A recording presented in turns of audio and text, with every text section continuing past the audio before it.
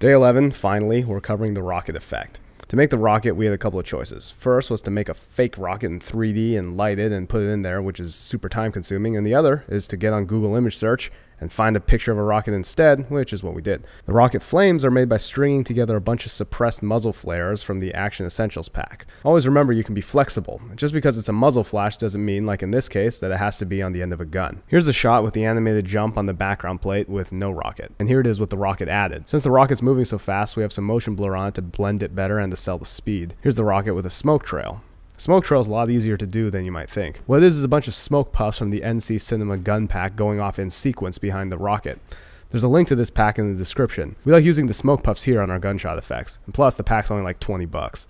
This is the first layer of the backblast from the rocket. It's an Action Essentials explosion laid in and scaled in to look about correct.